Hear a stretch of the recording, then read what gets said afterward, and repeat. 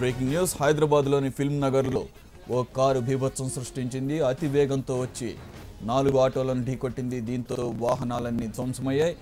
Car డ్రైవర్ను ప్రస్తుతం అదుపులోకి తీసుకుని ప్రశ్నిస్తున్నారు పోలీసులు.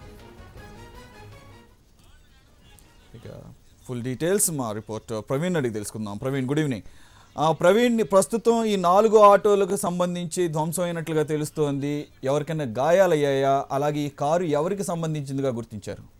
అయితే ఇప్పుడు ఈ ప్రమాదంలో మాత్రము ఒక ఆటో డ్రైవర్ తో పాటు అందులో ఉన్నటువంటి 2 ప్రయాణికులు మాత్రం కొద్ది వరకు స్వల్ప గాయాలై వారిని స్థానికంగా ఉన్నటువంటి అపోలో ఆసుపత్రికి కూడా తరలించడం జరిగింది. అయితే అతి వేగంగా వస్తూ ఏదైతే పార్క్ చేసినటువంటి 4 ఆటోలు కూడా ఢీకొట్టినటువంటి పరిస్థితి, 4 ఆటోలు కూడా పాక్షికంగా దెబ్బతిన్నటువంటి పరిస్థితి కూడా మనకు స్పష్టంగా కనపడింది. అయితే మద్యం సేవించి వాహనం నడపడం వల్ల ఈ ప్రమాదం చోటు చేసుకుంది అనేది కూడా పోలీసులు ఒక పూర్తి నిర్ధారణకు రావడం జరిగింది. కారు డ్రైవర్ ఎవరైతే ఉన్నాడో అతను ఇప్పటికే స్థానికుల సహాయంతో అతన్ని పట్టుకొని పోలీసులు కూడా అప్పచెప్పడం జరిగింది. పోలీసులు ప్రస్తుతం అతను అదుపులోకి తీసుకొని కూడా విచారిస్తున్నటువంటి పరిస్థితి. అయితే ఈ కారుకు సంబంధించిన విషయంలో మాత్రం ఎవరిది ఏంటనే విషయంపైన ప్రస్తుతం పోలీసులు కూడా పరిశీలిస్తున్నారు.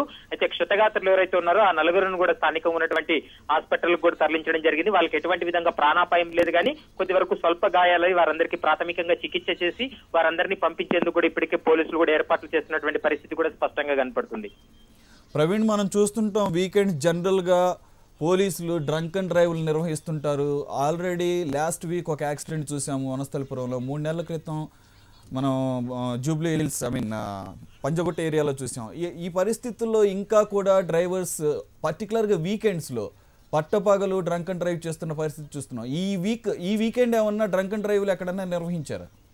అయితే ప్రధానంగా ఏదైతే వీకెండ్స్ మద్యం సేవించి వాహనాలు నడుపుతున్నారు అనేది కూడా మనకు స్పష్టంగా తెలుస్తుంది. ఎందుకంటే గత వారం రోజుల క్రితమే సంజన కేసు కావచ్చు, 3 నెలల క్రితం ఉన్నటువంటి రమ్య కేసు కావచ్చు, ఈ 2 కేసుల్లోనూ ప్రధానంగా మద్యం సేవించి వాహనాలు నడపడం వల్లే అమాయక ప్రజల యొక్క ప్రాణాలతో చెలగాటమాడుతున్నారు అనేది కూడా మనకు స్పష్టంగా తెలుస్తుంది. అయితే మరొకసారి ఈ రోజు ఘటన చూసుకున్నట్లయితే పట్టుపగులు మద్యం సేవించి వాహనాలు నడుపుతున్నారు. అయినప్పటికీ ట్రాఫిక్ పోలీసులు కావచ్చు, గవర్నమెంట్ గట్టు ఎటువంటి విధంగా మద్యం సేవించి వాహనాలు నడుపుతున్న వారిపై మేము చర్యలు చేపడుతున్నాం చెప్పుకొస్తున్నప్పటికీ ఘటనలు మాత్రం పునరావృతమయ్యేది అనేది మాత్రం మనకు స్పష్టంగా తెలుస్తుంది.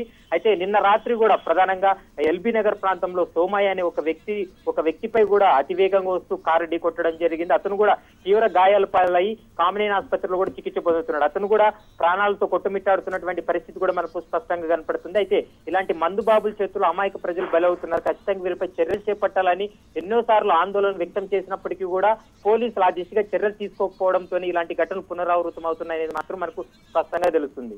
Okay, right Praveen, thank you.